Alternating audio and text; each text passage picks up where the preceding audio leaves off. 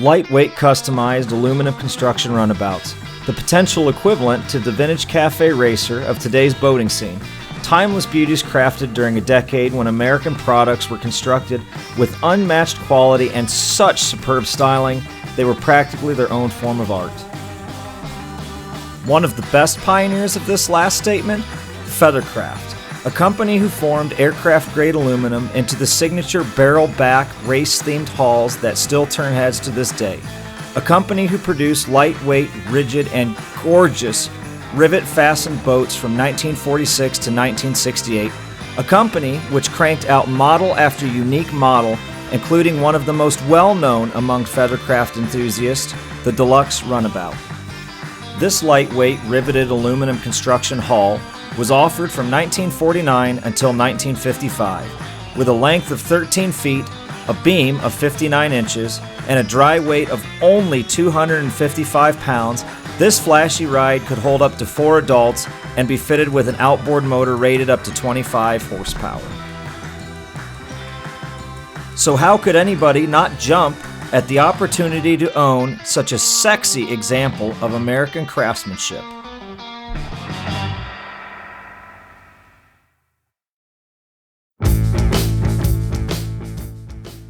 This 53 Deluxe Runabout was purchased several years ago with an early 1960s Evinrude 18 horsepower outboard motor. That motor was quickly upgraded to a period-correct 1953 Johnson 25 horsepower outboard motor and ran on the boat for a season or two. Then, in its final stage, this DR was fitted with a 1957 Evinrude Lark 35 horsepower outboard motor, as well as its twin Outboard Marine Corporation sister, a 1957 Johnson Javelin 35 engine, which was run as a spare and could be changed over in a matter of 5 minutes or less. These 1957 era OMC manufactured marine engines were some of the best outboard motors ever made and the best year that they were produced in. Similar to previous years, they were simple, reliable, and bulletproof. But the 57 models had a few new upgrades that made them a bit more pleasant than the older models. An intake silencer allowed you to quickly hear over the engine noise, a quick access and easily removable hood allowed for quick engine access, and rubber dampers between the lower unit and transom clamps isolated any nasty vibration from the vessel's aluminum hull. Optional electric starting and electric choke came standard on the upgraded Lark and Javelin models, and a quick detachable plug allowed the motor to be disconnected from the wiring harness in a matter of seconds. These cast aluminum construction hoods boasted stunning 1950s era lines, and the upgraded Lark and Javelin options further added to this appeal with chrome trim and pivoting door assemblies to tuck away those ugly carburetor tuning knobs. So, while the 1953 Johnson was technically the most period-correct power for this ride, why not add the amenities that this OMC year range offered, along with the added benefit of picking up an extra 10 horsepower? Along with fitting this boat with some improved propulsion, quite a bit of work was done to it over the years. New upholstery was added, along with under-seat storage.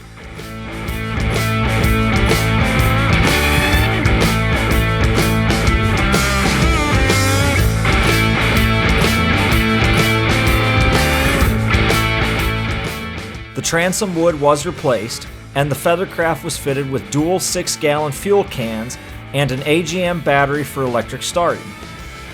It retained its original old-school cable and pulley steering setup and Kamiq wheel, along with the Morse controls and rat rod-style vintage air guide speedometer fitted to the dash.